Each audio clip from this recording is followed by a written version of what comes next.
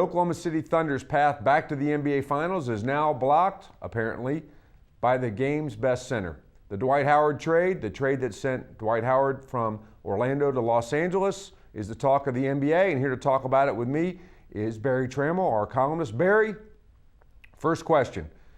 What does this do to the Thunder's hopes of getting back to the NBA Finals? Well, it probably makes it a little bit tougher, but it's not. I don't think it changes the balance of power in the West. I mean, what happened yesterday was that the Lakers traded the second best center in the league for the first best center. So, while it's an upgrade, it's not a huge upgrade. Andrew Bynum was a great player, and so I think whatever the Lakers had on their plus side, they still have, and their negatives they still have. The one big difference is that when you have Steve Nash playing point guard, you can be susceptible to quick point guards because Nash really doesn't have it defensively. And now you got Dwight Howard protecting the basket. So that's the primary difference. But Barry, does that fix the Lakers' biggest problem they encountered in that series against the Thunder? Second round of the NBA Finals, the Thunder took them out in 5 games. Does this trade fix the biggest deficit the Lakers encountered in that one? No, I don't think so. I think the Nash acquisition is fixed what ailed the Lakers the most, which was ineffective point guard play and sort of a stagnant offense. The Laker offense is going to be vibrant now because of Steve Nash, if Nash and Kobe can coexist. So that's sort of independent of who's playing center. I think Nash was the big upgrade offensively, and this trade does not fix the biggest problem in general, which is the Lakers have just gotten sort of old. I mean, they're playing 3 or 4 guys well past their prime. Nash, Kobe, Meta World Chaos. Paul Gasol is still a premium player, but is well into his 30s. So, the Lakers are long in the tooth. Now, the Celtics have shown us, though, that you can still play elite basketball even when you're over the hill. So, that wouldn't keep the Lakers from winning the title, but it is a concern if you're a Los Angeles fan. Dwight Howard, of course, is not over the hill. 26 years old, just 2 years older than Andrew Bynum, a guy who would really fit in well with the Thunder as far as age. But the question is, now that Dwight Howard's in Los Angeles, does this further sort of validate Sam Presti's Kendrick Perkins trade of a couple years ago? Oh, yeah. I mean, does any Thunder fan want to try to play the Lakers without Kendrick Perkins?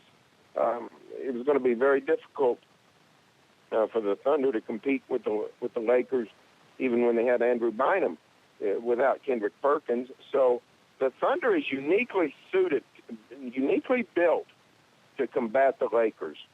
So the Heat, not so much. The Heat against the Lakers, not so much. But the Thunder against the Lakers, absolutely. The Thunder is well built to beat the Lakers. So, I know they're celebrating in Los Angeles today, and they should. It's a great day for basketball in Lakerland. But I think the number 1 team in the West remains the Thunder. Finally, Barry, I saw something today online that said from the 2008 Olympic team, like 8 of the 12 players are now either playing in Miami, Los Angeles, New York, or Miami.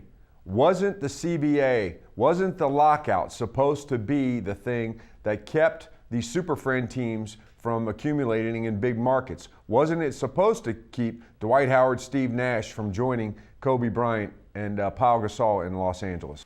Oh, that was the theory. Good luck with that.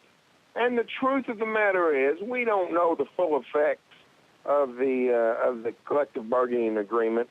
The luxury tax is so oppressive that we won't know until 2 or 3 years from now what teams will do. Dwight Howard hadn't signed on with the Lakers long term yet, so he's just signed for 1 year. So keep your eye on that. But the idea that somehow you could put the genie back in the bottle and you could keep a great player in Orlando or Milwaukee or Denver or Oklahoma City, pretty outdated notion. That's really not that's not the way it works in 21st century American sport. So the Thunder is very fortunate that it's riding a wave right now with a bunch of great stars that want to be here, but it's always going to be difficult for the smaller markets that are not in the marquee cities. Thanks, Barry. That's all for this edition of Thunder Cover, but you can stay with the best coverage team anywhere, every day at News OK, and every morning in the Oklahoman.